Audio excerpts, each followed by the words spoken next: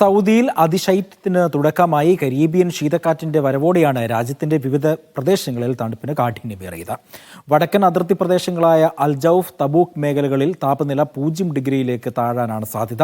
പ്രവിശ്യയിലെ ജിദ്ദ, ജിസാൻ മേഖലകളിൽ മെച്ചപ്പെട്ട കാലാവസ്ഥ തുടരുകയാണ്. ഇവിടെ പുലർച്ചകളിൽ മാത്രമാണ് സാധാരണ തണുപ്പുള്ളത്. മറ്റു സമയങ്ങളിൽ ടൂറിസത്തിനും വിനോദത്തിനും പറ്റിയ മെച്ചപ്പെട്ട കാലാവസ്ഥയാണ് എന്ന് ടൂറിസം അതോറിറ്റി അറിയിച്ചു.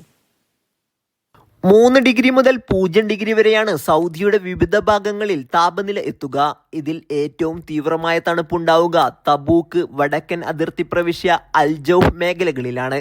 ഹായിലിലും കടുപ്പമുള്ള തണുപ്പെത്തും. രാത്രികളിൽ ആരോഗ്യ മുൻകരുതലുകൾ സ്വീകരിക്കണമെന്ന് കാലാവസ്ഥാ നിരീക്ഷണ കേന്ദ്രം മുന്നറിയിപ്പ് നൽകിയിട്ടുണ്ട്. തണുപ്പേറുന്ന സാഹചര്യത്തിൽ ശരീരത്തിന്റെ താപനില നിലനിർത്താൻ മതിയായ വ്യായാമം ഉറപ്പാക്കണമെന്ന് ആരോഗ്യ മന്ത്രാലയവും ജനങ്ങൾക്ക് മുന്നറിയിപ്പ് നൽകുന്നുണ്ട്. കാലാവസ്ഥ പരിഗണിച്ച് തബൂക്ക് മേഖലകളിലെ സ്കൂളുകൾ രാവിലെ 9 മുതലാണ് ആരംഭിക്കുക.